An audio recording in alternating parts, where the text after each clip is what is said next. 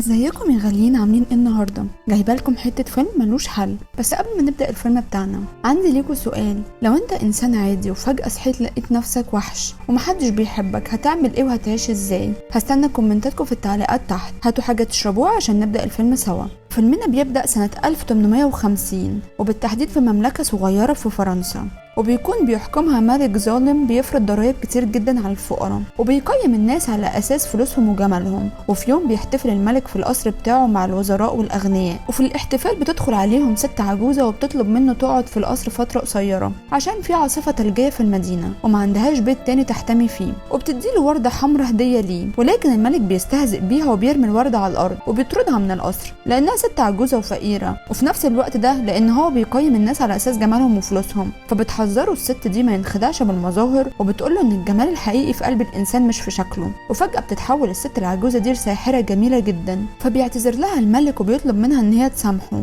ولكن الساحرة بتتجاهل كلامه وبتقرر إن هي تعاقبه. فبتحوله لوحش شكل مخيف جدا وبتقوله إن هي لعنته هو وكل الموجودين في القصر، وبتعرفه إن اللعنة دي عشان هم بيحكموا على الناس بالمظاهر ومش هتتفك إلا لما يلاقي حب حقيقي، ولكن لازم يلاقيه قبل ما تقع كل اوراق الورده اللي هي اديتها له. ولو وقع كل اوراق الورده قبل ما يلاقي البنت اللي هتحبه هيفضل وحش طول عمره. وعشان ما حدش يحاول يساعد الملك، قررت الساحره ان هي تمسح ذاكره كل اهل المملكه عشان ينسوا ان في ملك كان بيحكمهم. ومع مرور الوقت بتبدا اوراق الورقه تقع، وبيفضل الملك قاعد في القصر وحاسس بالاحباط لان مستحيل حد يحبه بالشكل ده، وبالتالي قرر يتقبل مصيره واستنى اوراق الورده تقع كلها وخلاص، وبيفضل وحش للأبد. وبنروح بعد كده لبنت بسيطة جدا اسمها بيلا، وبتكون بيلا عايشة في قرية فقيرة في فرنسا وتعتبر جزء من المملكة اللي بيحكمها الملك الوحش. وبيلا بنت جميلة، لكن كل أهالي القرية شايفينها غريبة لأنها دايما منعزلة وبتحب القراءة، وكمان لأن هي رافضة تتجوز من جاستون قائد الجيش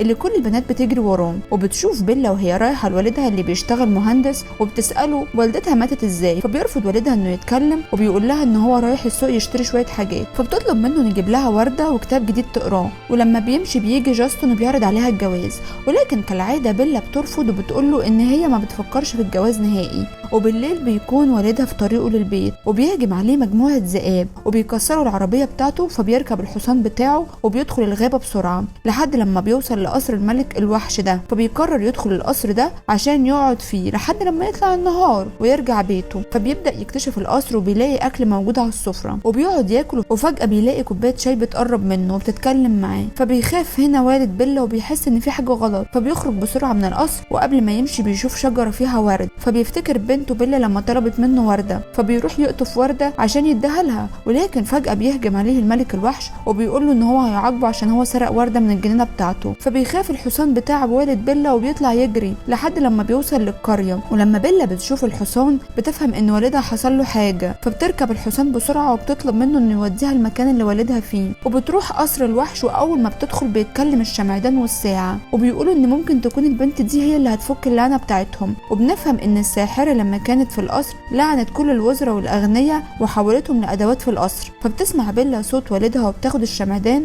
وبتروح تدور عليه لحد لما بتلاقيه محبوس في زنزانة جوه القصر. فبيقول لها والدها ان القصر ده ملعون وبيطلب منها ان هي تمشي بسرعة قبل ما الوحش يظهر تاني ويحبسها. وفجأة بتسمع صوت الوحش وبيتكلم معاها من بعيد وبيقول لها ان والدها سرق وردة من الجنينة بتاعته، عشان كده لازم يعاقبه ويحبسه في القصر للأبد. فبتستهزأ بيلا من كلامه عشان حبس والدها عشان وردة، وبتحاول تستعطفه عشان يخرجه، ولكن الوحش بيتعصب عليها وبيقول لها ان هو تعاقب وتحول لوحش عشان رفض ياخد وردة من الساحرة. فبتقرب منه بيلا عشان تشوف شكله، وعلى عكس كل اللي شافوه بتكون بيلا مش خايفة منه وبتقوله ان هي عاوزة تتحبس مكان والدها. وطبعا والدها بيرفض، بيقول لها ان هو خسر والدتها ومستحيل يخسرها هي كمان. فبتطلب من الوحش انه يخليها تتكلم مع ابوها لمدة دقيقة وتودعه، فبيوافق وبيقول لها ان الزنزانة لو اتقفلت مستحيل تتفتح مرة تانية. واول ما بتدخل بيلا لوالدها بتحضنه وبتطلعه بره الزنزانة عشان تتحبس مكانه. فبيقول لها الوحش ان هي حكمت على نفسها بالسجن مدى الحياة، وبياخد والدها وبيطرده بره القصر. وبعد شوية بيتحرك الشمعدان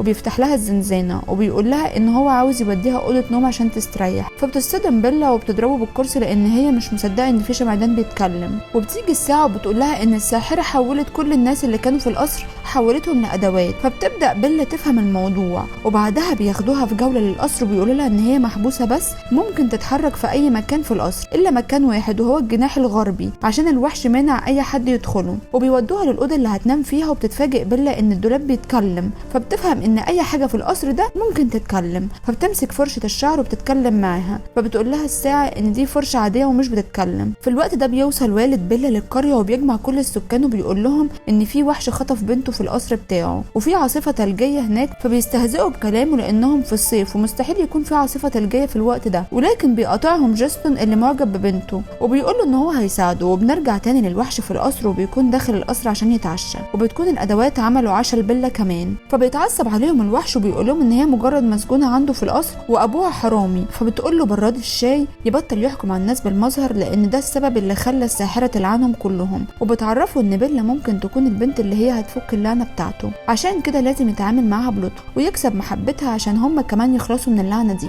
فبيقتنع بكلامها وبيروح لبيلا وبيطلب منها تقعد معاه وتتعشى. ولكن بتكون بيلا فتحت شباك الاوضه وبتحاول تهرب منه، واول ما بتسمع كلام الوحش بتتعصب عليه وبتقول له ان هي مستحيل تاكل معاه عشان هو اللي حبسها. فبيتعصب الوحش على الادوات وبيقول لهم ما يحطوش اكل لبيلا عشان هي رفضت تتعشى معاه. وبعدها بيروح للاوضه اللي هي في الجناح الغربي، وبنعرف ان هو مانع اي حد يدخل الاوضه دي عشان خاطر فيها الورده بتاعت الساحره. وطبعا لو كل الورق اللي فيها وقع هيفضل وحش وهتبقى دي طبيعته مدى الحياه. فبتروح براد الشاي لبيلا عشان تهديها، وبتلاحظ ان هي بتخطط تهرب، فبتحاول تقنعها ان هي تقعد تتعشى مع الوحش، وبتقول لها ان هو قلبه طيب ومظهره الخارجي عكس شخصيته تماما. فبتقتنع بكلامها وبتروح للجناح الغربي اللي ممنوع حد يدخله، وبتشوف الورده بتاعت الساحره. فبيجي الوحش وبيزعق لها، فبتطلع تجري من الجناح بسرعه وبتقرر تهرب من القصر. ولما الادوات بتشوفها وهي بتجري بيحاولوا يمنعوها، ولكن بيلا بتهرب وبتركب الحصان بتاعها عشان ترجع للقريه بتاعتها. وفي طريقها بيهجم عليها مجموعه ذئاب وبيحاصروها من كل اتجاه، فبتحاول تدافع عن نفسها ولكن اعدادهم بيبقى كبيره جدا. فبيجي الوحش في الوقت ده وبينقذها،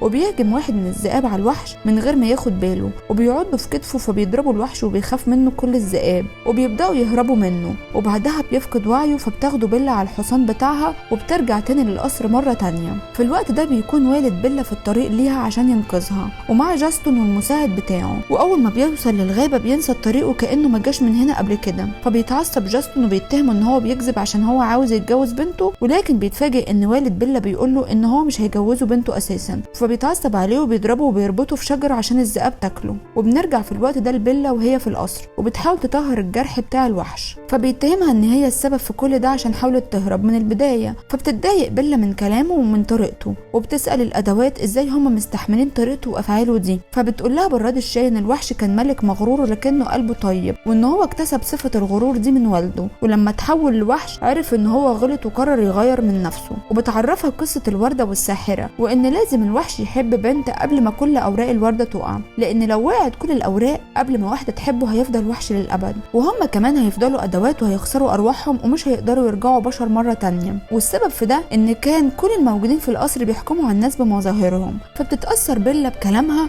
وبتفهم ان الوحش كان بيعاملها باسلوب مش كويس عشان هو محبط وفقد الامل ان حد يحبه. تاني يوم بتيجي ست فقيره وبتشوف والد بيلا وهو مربوط في الغابه، فبتاخده معاها وبتعالجه. وفي الوقت ده بتكون بيلا قاعده مع الوحش في اوضته وبتحكي قصه لويليام شكسبير. فبتتفاجئ ان الوحش بيكمل معاها القصه وان هو قرا كل كتب شكسبير. فبيقول لها ان هو بيحب القراءه وبياخدها عشان يوريها المكتبه بتاعته. ولما بيلاقيها منبهره بالكتب اللي موجوده بيقول لها ان هي ممكن تاخد اي كتاب هي عاوزاه. فبتشوف بيلا ان الوحش لاول مره بيتكلم معاها بطريقه كويسه، فبتكون فرحانه جدا لان اسلوبه بدا يتغير. وبعد شويه بيتمشوا مع بعض على الجسر، وبتقرا بيلا الكتاب لشكسبير، وبيقول الوحش ان هو منبهر بجمال الغابه وبيشكر بيلا عشان خلته يغير من شخصيته وما بيحكمش على الناس من خلال مظهرهم. وبيكون واضح عليهم ان هما الاتنين بداوا يحبوا بعض. تاني يوم بيقعد الوحش لوحده وبتيجي بيلا تتكلم معاه، وبتلاحظ ان هو بيقرا الروايه الرومانسيه، فبتشكره عشان انقذها في الغابه من الذئاب، وبتساله عن اكتر حاجه نفسه فيها.